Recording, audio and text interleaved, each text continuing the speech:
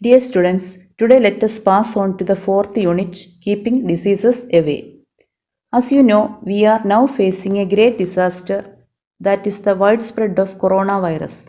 Yes, really the pandemic COVID-19 is spreading everywhere, killing many thousands and affected our living conditions very adversely.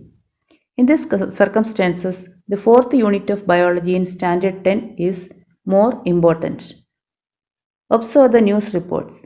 From these reports, we can understand that many diseases are spreading after the natural calamities.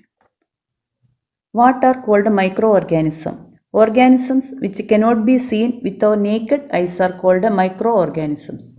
They are harmful and harmless organisms.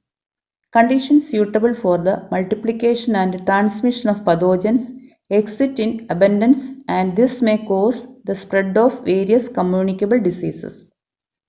Observe the illustration. How can diseases be transmitted to others? Diseases are transmitted by contact, contaminated food and water, cough, sneezing, unsterilized equipments, vectors, clothes, etc. As we know, flood is a natural calamity. After every flood, there are chances of spreading many diseases. The Department of Health has given numerous instructions to avoid health issues that may arise after overcoming the emergency situations. That is, drinking boiled water, purifying the water using enough quantity of chlorine to prevent waterborne diseases. As there is a chance for the multiplication of mosquitoes in stagnant water, proper measures to check increase in mosquitoes should be adopted. For controlling diseases like rat fever, eliminate the vectors and take preventive medicines as per the directions of experts. Disease affected persons must undergo diagnostic tests to confirm their illness and should take proper medicines. People living in unsafe places must shift to safe places as per instructions. Ensure personal hygiene and environmental hygiene at the rehabilitation centers and create an atmosphere to protect health. Okay. A possible disease that may spread in flood affected areas is rat fever. Now let us study about rat fever or leptospirosis. Rat fever is a bacterial disease. Bacteria is a prokaryote, that is, not definite nucleus. The bacteria enter the body and multiply through binary fission. The toxins produced by them destroy cells and cause diseases. Leptospira is the bacteria that causes rat fever. Now let us check how these bacteria enter in our body. The bacteria that comes out through the urine of rat, dog and certain other animals remain alive in stagnant water and moisture. When bacteria reach our blood through wounds, they affect body cells and produce certain toxins. They cause damage to blood capillaries, which in turn leads to internal bleeding. Then let us see what are the main symptoms of rat fever. Severe fever, headache, muscle pain, redness in eyes, etc. are major symptoms. Rat fever can be completely cured through early diagnosis and treatment. The realization and immunization is better than treatment to stop the spread of disease. Another bacterial disease is diphtheria. Diphtheria spreads through cough, sneezing, or directly from the infected person to another person. Corynebacterium diphtheriae is the bacteria that causes diphtheria. Diphtheria affects the mucous membrane of the nose and the throat.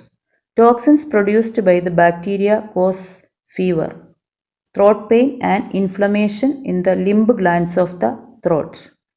Cells in the mucous membrane, which are destroyed by the toxins, produce an ash-colored thick coating in the throat within 2 or 3 days. Gradually, brain, heart, and kidneys are affected. Antitoxins which act against the toxins are used to protect the uninfected cells. But if the disease becomes severe, the patient cannot be recovered through medication. So vaccination is the best preventive method. Another bacterial disease is tuberculosis. Do you know which is the causative agent of tuberculosis? Mycobacterium tuberculosis is the causative agent of tuberculosis. Major symptoms are loss of body weight, fatigue, persistent cough. Tuberculosis mainly affects the lungs, but kidneys, bones, joints, brain, etc. are also affected by the disease. Do you know how does TB spread?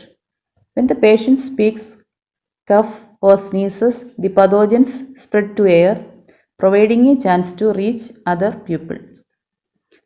The transmit is done mainly by administering antibiotics. BCG is the vaccine used against tuberculosis across the world. Now let us study about the viral diseases. Virus has the simple structure with a DNA or RNA molecule within a protein coat. Virus has no cell organelles as seen in normal cells. Hence, virus multiplies by taking control over the genetic mechanism of host cells.